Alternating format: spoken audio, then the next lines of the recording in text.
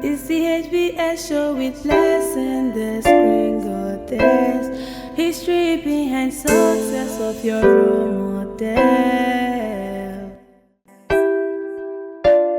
Yeah, Oluwa lifted me higher. Oh, now they wanna eat with me. Now they wanna drink with me. Now they see me as something. But I can't forget yesterday when they saw me as nothing. No one knows tomorrow, brother. No one knows tomorrow, sister. No one knows tomorrow, mama. No one knows tomorrow, Baba. Yeah.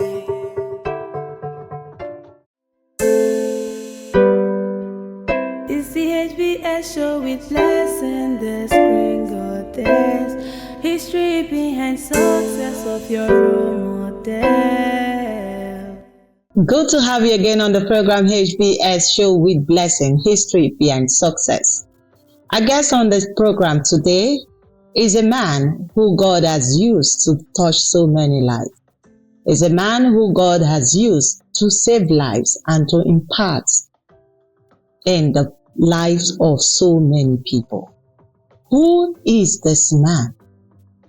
A man who loved God so much, a man who believed in this country, a man who had confidence in himself. Who is this man? Join me as I make welcome to the program.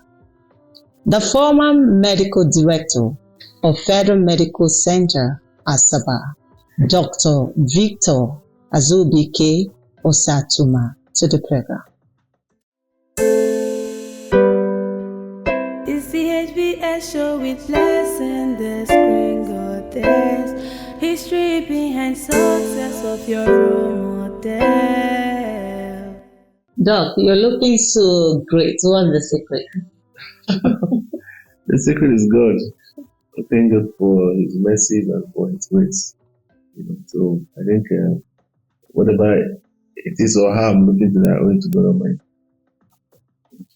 Okay, so there's this saying that goes like this: life is not a bed of roses. Yeah. Tell us your story of your humble beginning and also the family you were born into and the schools you. I was born in Benin City in 1970 to the family of Mr. and Mrs. Blessing Osiatuma and then in Benin, when we were born, it was Bender State then. So my dad was a civil servant and worked with the then Bender State government. And so we lived in Benin. I started my primary education in Benin. I attended Eresoye Primary School here in Benin City. And then thereafter, I moved on to Western Boys High School, also there in Benin City. But the struggle actually started while I was in secondary school. I finished secondary school in 1986. In 1985, we just finished our class 4. Then we do 5 years, it's class 5 we do then. We just finished our class 4 exams, had done well, made 9 distinctions, we were happy and celebrating. I went for holiday. And during the holiday, my mom was pregnant, and we had to take, she was about to deliver, we took her to the central hospital in Benin. And she had to do emergency cesarean section. Yeah. And in the course of the section, they finished. Thereafter, she died. A few hours after the surgery, she died. It was so painful. I was just 14 then. It was so painful. She died in my arms. I was with her. I was almost slept with her that night. It was painful. And actually, that was what shaped my being a doctor. It was part of what made me resolve to be a doctor. I didn't like the care she got. I didn't like the way they handled. Doctors were few. We waited for the doctor for many hours. When they said she would require surgery, they sent for the doctor. He was the only one on call. He had to see so many patients at a time. So before he could get to her turn to take her to theater, it was already late. It was a part of what contributed to her death. And so I told myself, I said, no, that there must be a better way. There must be a way of making people, giving help to those who are in need health-wise. So I determined there and then I was going to be enough, And so, unfortunately, we lost her, and it became a struggle. Are you the eldest? I was second. Okay.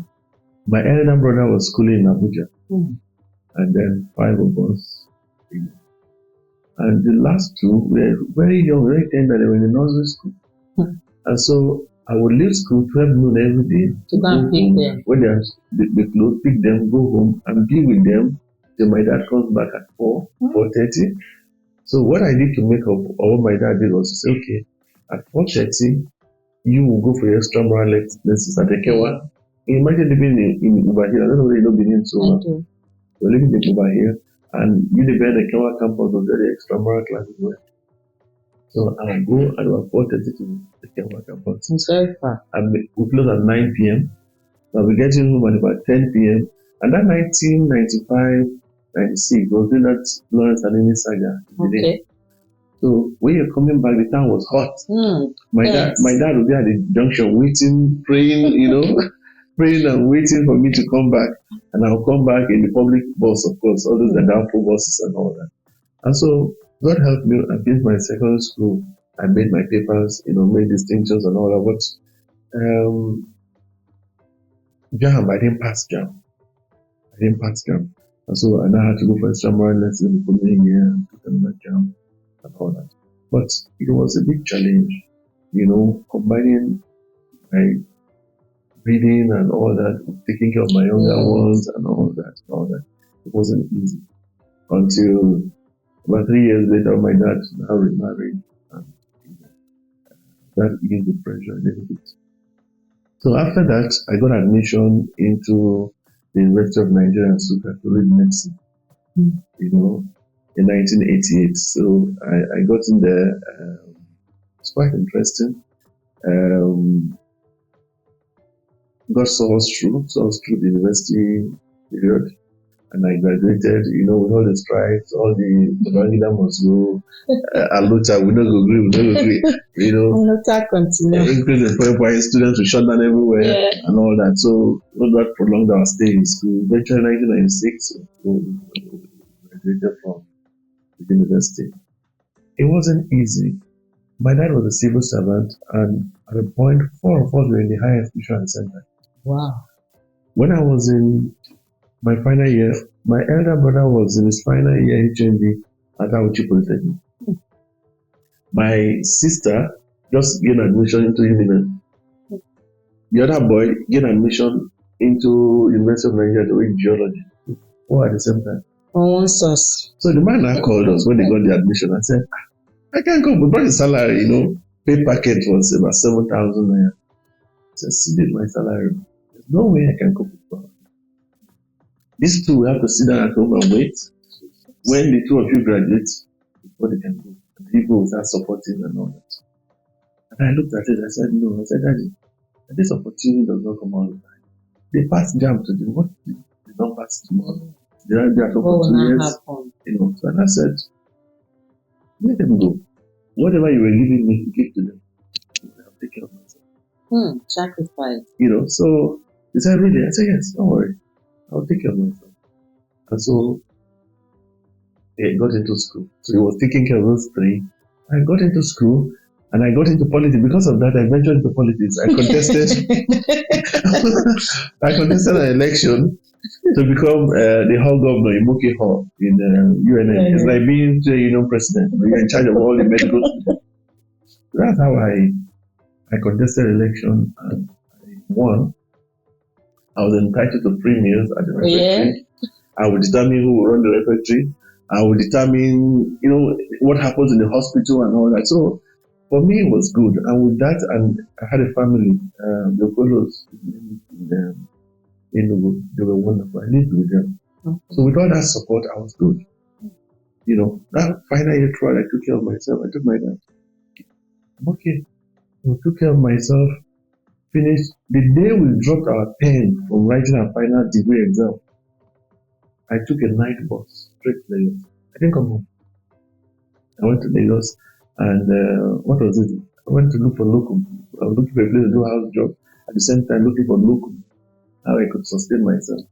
I was just doing locum in private hospitals, sustaining myself while waiting for house job. I was there for a year and a half. I couldn't get a place for house job. It was tough. I didn't know anybody. I didn't have connections and all that.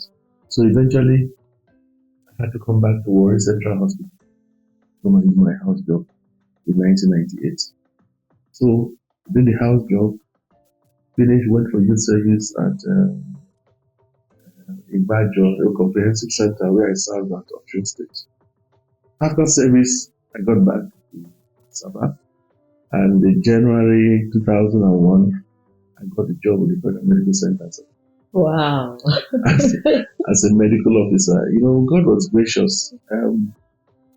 My dad went and spoke to them, with the MD, and said, I have this son who finished his service and needed a job and all that. They said, okay, submit his application. You know, I was at home when they brought the appointment. Wow. Somebody knocked at the gate and said, they're looking for people. But I opened it with an appointment letter. So that was how my journey began with the Federal Medical Center. And then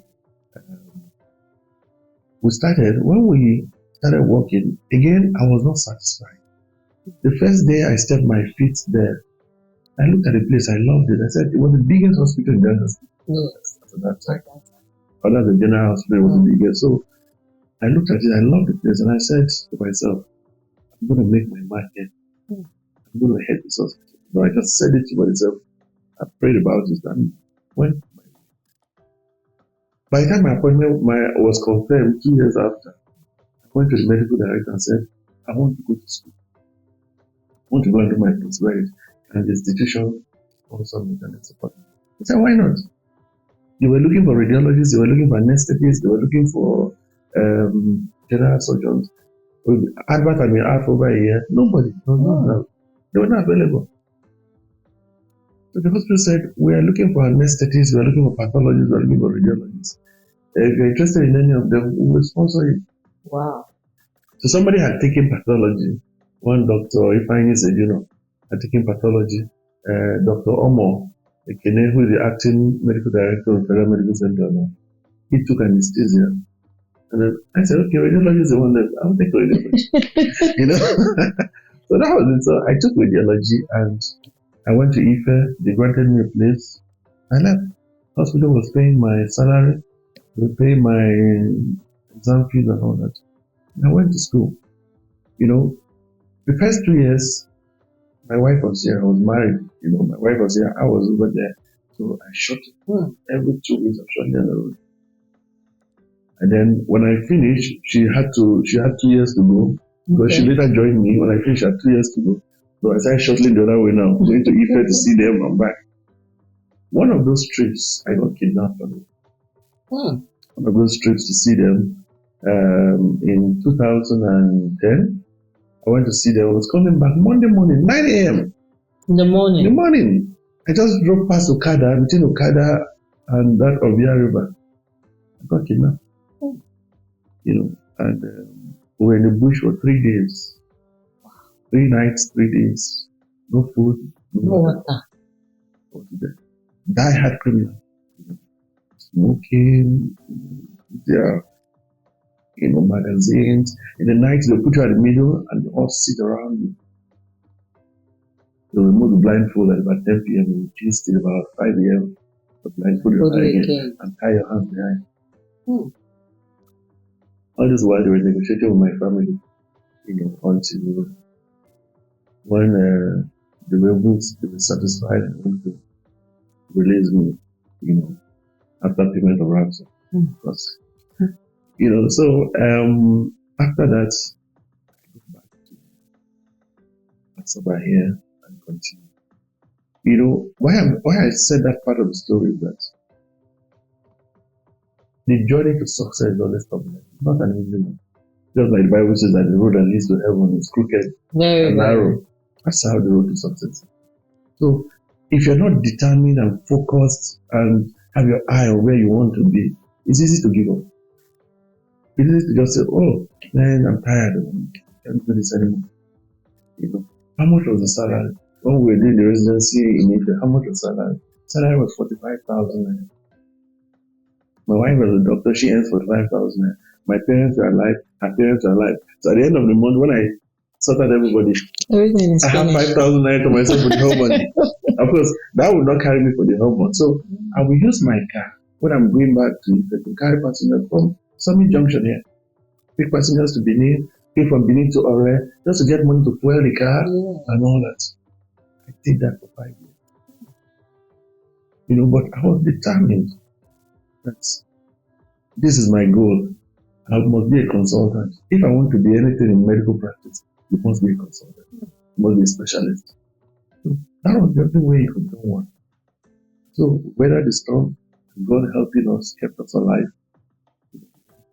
One of those trips, I met armed robbers on the way. Armed robbers. You know, the whole road had been blocked, and for more than an hour they had been robbing, mayhem, unleashed mayhem on people, you know. And then eventually when I got back, I was appointed a consultant here at the Federal Medical Center at Asaba in 2009. Wow. January, I became a consultant within the The following year, I was made head of department. And that same year, our CMAC, the Deputy MD, retired. It's an electable position among the consultants. Okay. And I was one of the Delta consultants, but I was young. I was just coming in, you know. And the older ones, two older ones were about leaving, the younger ones among the younger generations, and they said, we need a Delta here. Why don't you? I said, I'm just coming back, and, you know. But again, that's why I said it's God and not any man. You know, I put myself forward for that contest. I didn't win. I had a tie. I didn't win. It was somebody senior. The person was made head of clinical services. I was not made the deputy. The office of the deputy was created, never existed. But the board said, create it. Since they had a tie, let it become senior. Let it become the deputy. So that was how I joined the management. Okay. I became deputy head of clinical services and training. That position I had for 4 years, and after 4 years, I had to contest for head of clinical services now. This time around, I won. And then I became the head of clinical services. Again, God was faithful, you know, guiding my steps, helping me, you know. And then 2 years into it, my predecessor tenure finished, and I started acting medical director. Then what came out, I put it. Having acquired some experience in management and all that. Went for the interview, I came first. You know, and the rest, like they say, It's history. You know, and so that was how I came to become the medical director of the hospital. And in all that 8 to 10 years that I was made in charge, God was really, really strong. You know, gave me good health. Very important. The wisdom to manage people, manage an institution that has over 2,500 staff. Not a joke. But God was faithful and we need to do it. And on June 21st this year, I finished my tenure, my step. So the road to success, like I say, is usually not a very smooth one, but remain focused, remain determined, keep at it, keep doing what you know will take you there where you want to be. Keep your eyes on your focus. And God willing, you will surely get there. Okay, now, Doc, during those days, because you said your mom died when you were 14, you know, it's so painful seeing your mom passing on like that. Now, and you were in school also. So what is that passion that puts you on your toe that you must achieve it no matter what in life? Well, I had made up my mind to be a doctor. Growing up when I was younger, I enjoyed dissection. The cute chicken in the house. I really want to kill it. I dissect the parts. I'm naming all the body parts. I took pleasure in things like that. I loved it.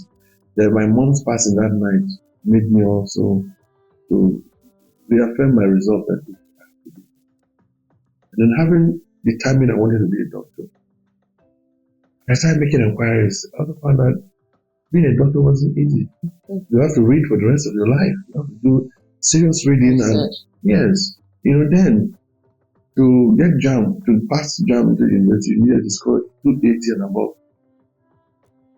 And then for other courses, 200, 220, 240, our colleagues, we finished secondary school with, got admission with 200, 220, and to read economics, went to read whatever it was they wanted to read. But for medicine, you need 280 and above. So I just said, well, if I really want to be a doctor, then I have to sit down and read. It wasn't easy, and it wasn't as if we went to the best of schools, we went to the public schools that were available and all that. So I knew I had to take up the challenge. I knew what the challenge was, and if I really wanted to do it. So that was the driving force. Okay, so how do you select your friends then? Because they said the kind of friends you make is either they break you or they make you. Well, growing up, I didn't have too many friends. But in the secondary school, what my school did, the Western Boys, was from your year one, start picking out very brilliant ones and aggregate them into a class. Okay. So by the time we got to final year, we had the J class, and then all the so-called in quotes brilliant students were. And we're competing amongst ourselves, So those were your friends. You challenge each other, you read together, you read something, you come and challenge. Have you read this? What did you find out? So that kept us going. So that formed the crop of my friends. Those people who were in that class, so-called class, and the first were the so-called intellectuals, the elites who were doing very well in the school we're proud of. And so we challenged ourselves, and that was the driving force. Even when we got into university, it was a medical school now. Everybody had to buckle up. But amongst them, because we're Christians, we belong to the Christian Union and all that. So your friends were shaped by those who had the same faith, the same belief with you, like minds. Those are the kind of friends I had. Okay. All right. In case you are just joining us, it is HBS Show with Blessing, History and Success. And our guest on the program is Dr. Victor Azubuike Osiatuma. The program continues. Stay tuned. We'll be right back. And don't forget to subscribe to our YouTube channel, HBS Show with Blessing. Subscribe and send to your friends. We'll be right back. It's the HBS Show with Blessing, the screen goddess. History behind success of your role model. Yeah, Oluwa lifted me higher. Oh, now they wanna eat with me. Now they wanna drink with me. Now they see me as something. But I can't forget yesterday when they saw me as nothing. No one knows tomorrow, brother. No one knows tomorrow, sister. No one knows tomorrow.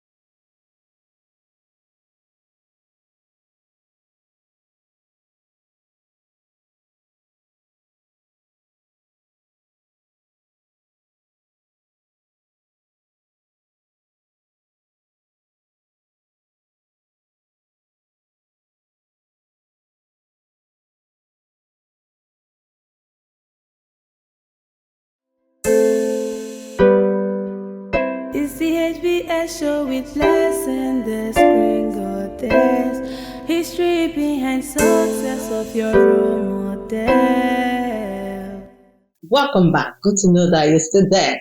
You're still on the program HBS Show with Blessing. Before that break, my guest was telling us about his humble beginning, the story of his humble beginning, and why he has passion to become a medical doctor.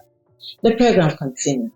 Like I said, don't forget to subscribe to our YouTube channel, HBS Show with Blessing. So, Doc, tell us.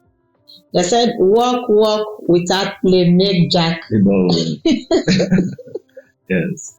So, you've been telling us about all those struggles and all of that. So, now I understand that medical students, they don't party, they don't have fun because of school, reading, and all of that. Now, as a medical practitioner, the workload is still high. So how do you balance it? Well, first and foremost, it's not true that medical students don't party or don't, but it's just that you have to do it with moderation, because if you get carried away, you may lose focus and lose everything. Because, there was this screening exam to go for, especially the 300 level. Okay. You could be screened out completely. Wow. And then sent to other courses. So you have that at the back of your mind. And also, we're not going on holiday per se. Okay. So when others go on holiday, we're back in school. Again, they come back, the new session, they'll meet us in school. They close, they go, we are still in school. So that was the difference. But we went to parties when we had to go to parties. And then we did sports. I played football. I loved football. I played football. And in the university, even though I was not particularly very talented footballer, but I loved football, and I played for my class. In the inter-class competition, I played for my class. I went for the call it OMSA, medical students medical students games. Okay. I participated in Port Harcourt in 2004 or so. The one hosted by University of Port Harcourt. I participated, and those were the ways we were created. Games, fellowship, the little birthday parties, and all that. Those are the little distractions they had. And, okay. No more than that. Okay. Doc, God has really used you to save lives. With your profession, you've touched so many lives, and you've also imparted in the lives of people. Can you tell us a little history about your profession and how God has used you to touch life? Okay. As a doctor, as a medical officer working there, we're able to add to the quality of medical care available in Asaba then. Doctors were very few in number, there were not so many. And so you find that every week you will call back to back and all that. So we were able to do that and help to save a lot of lives. You remember this Benin Asaba road, accidents and all that, they're very common. So whenever there was such accidents, we on hand to make sure, we help save as many lives as possible. Secondly, when I had to go for my postgraduate training, I went to IFE because such programs were not available. They were not available. There was no postgraduate training happening in the whole of Delta State at the time. The whole of Delta State. The closest was University of Benin. Then maybe Enugu, UNTJ Enugu, or you go to Lagos or Ibadan. So, but when we finished training and came back, I became the head of clinicals and training. And one of the things that we institutionalized was bringing those training to Delta State. We now sat down and said, how do we bring those training? Because we identified training as one way of improving the quality of care for our patients. If you have highly skilled professionals, your patients are not likely to die. or the chances of their surviving will be much higher. And so we now said, how do we bring residency training to our hospital? And we sat down, we started strategizing. Well, we needed more specialists. And so we started scouting for them. The hospital sent out a lot of people for training outside. They qualified and came back. They formed the first, and the bulk of our specialists that we had. So with that, we looked at the department we had enough strength, and we started. First was family medicine. That was training in family medicine, later pediatrics, later ONG, that's obstetrics and gynecology, later general surgery. Today, we are doing training in about 13 departments. Wow. In the hospital. And you see, that training I went to do in Ife many years ago, I left my family and all that, can be done here now. One, the risk of being separated from family is out of it. And secondly, you're bringing it closer home, you're getting more people involved. And because of that training, you have improved the quality of care, and we're now able to save a lot more. So that's one impact I wouldn't forget. The things we went to check for outside, we were able to bring them down to our home here. And we can do them here. So we've expanded the frontiers of medical care. Been able to, getting a lot of things that before we felt like fairy tales, we only read them in the book.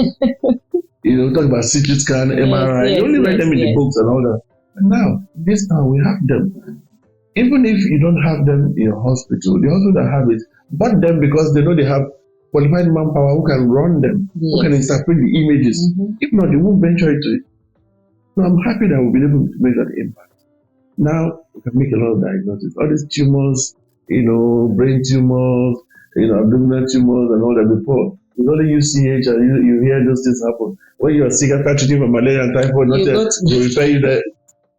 Now we are truly a tertiary center and those things can be done.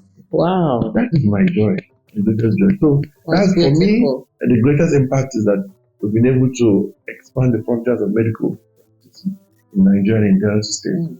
We've been able to get most of those things that were lacking down here, attract some of those things down here. And that's just the beginning. We cannot build on that and improve. It's not yet a guru, but we'll keep working on it. We didn't leave, we didn't jump back. At all. So being here, we'll keep attracting others who want to stay to join. Okay, now until we get to the standard where the people they are ready to go and meet but then it becomes attractive to now stay here and practice. Okay, the word Jakba just brought one question in. Okay. Now, this Jakba syndrome. Yes. Did it still happen during your days? Jakba started in the 80s or so, and late 70s or the 80s. Because I remember when I was in the university, my lecturers, many of them, some just came back from abroad, some just left. So it's been there. Some will go on sabbatical to go and work for 1 year to come back. That time, what was reigning was Saudi Arabia. Okay. You just go to Saudi Arabia, work for it, they pay you good money. You couldn't build a house and all that. You just go there, work for 2 years, come back and build a house, buy new cars and all that. So you see them, we were students, but we see them. They say, this one just came back from Saudi Arabia. He just buys a house, buys like 3-4 brand new cars, and everybody's envy him and all that. So it's always been there. But because our economy was stable at that time, it wasn't massive, it wasn't on a large scale like this now. It is very noticeable now because with the devaluation of our currency, it now became more attractive. And if you go there, work, and you pay $10,000, by the time you convert to Naira, you're a big boy. You have 15 million Naira, and so it's not lucrative. But at that time, when the difference between the Naira and dollar wasn't so much, it wasn't. So it was minimal, but it's always been there. Okay. Now, a lot of doctors have Jakba, and you choose to stay. Why did you love Nigeria? Well, for me, I've always believed that somebody built where we're running to. Somebody paid the sacrifice. America got independent over 400 years ago. We're just 65. I think by the time, before we get 100 years of a nation, most of those things we think are lacking. I think we should like to have. we're developing, even though at a slow pace, but we surely are developing. And so I urge every Nigerian to have faith in this country. It is tough, it's not easy on anybody, but have faith, let us join hands together. We can develop this nation and we can make it better place for everyone. Okay, so tell us, how did you meet your beautiful wife? Wow. That's an interesting question. Well, I met Vivian in Osun State during our youth service. We met in the Ede camp in Osun State. The doctors, the camp doctors, the NYC doctors, they run the clinic there. Okay. So we're always being paired together. Okay. To work when they bring out the roster, we're paired together. We're both from Delta State. Okay. She was very beautiful. And I was like, this is lady. And when I was going for service, I was like, well, I think I should start looking out for somebody who I should get married to. So the moment I saw her, I just knew this was the one, and we just hit it off. And that was it. Though after camp, she was deployed to Port Harcourt. She didn't want to say, Osun State is a village where they posted us to. She was posted to Ikiru. Because Ikiru was a village, she couldn't stay there. She transferred to whatever. But I stayed. I stayed in Igbajo. It was a village, but I didn't mind. I stayed. I served there. But we kept communication. By the time we finished, I got a job here. I told her, you also, there's a job here. So she came, got a job. And then we started off, and about 6 months into our job, we got married. Wow. So it's been a wonderful evening. All right. So what is your advice to our youth out there? My advice to our youth is they should remain focused. I see that's what is lacking right now. The distraction is so much that our youths are interested in too many things at the same time. Everything is attractive to them. But for me, I think they should just remain focused. Determine in your heart what you want to do. Whatever you want to study, you don't need to be a doctor to get success. Whatever you want to study, strive to be the best at what you do. And you will always be successful. Whatever it is, if you're the best, people will come to look after you, to look for you. They will look for you and you'll be fulfilled. You are happy doing what you want to do and you'll make a success of it. So then remain focused. Then keep away from drugs. But I see that's one thing that is destroying our youth now. Drugs. Then keep away from drugs. Remain focused. And let them give their life to Christ early enough. If you're in Christ, you see that the distractions in the world now, you won't fall too much to them. So if they remain in God guiding them and ordering their steps, they will surely be whatever they want to do. The sky is the limit for them. There are a lot of opportunities now with technology, a lot of things. Whatever you want to be now, you can be. Just remain focused. So my advice to them is that they should remain focused on whatever career they have chosen for themselves. The parents shouldn't choose for them. Let them choose what they will have fulfillment doing. So whatever they have chosen for themselves, they should try to be the best at it. All right. Thank you so much for your time on this program. I really appreciate it, Doctor. Thank you so much. All right. We've come to the end of the program. No doubt you had a small time with Dr. Victor Azubuike Osiatuma. He just said it all. Strive to be the best in whatever you want to be, and people will run after you. Stay away from drugs. Always put God first. You listen to him, he always talk about God. God first, and see where God has brought him today. So please, always remain focused, be determined. Stay away from distraction and always do that thing, that good thing that you have passion to do. Don't forget to subscribe to our YouTube channel, HBS Show. We'll do it again next week. I am Blessing from you. It's the HBS Show with Blessing, the spring goddess. History behind success of your role model.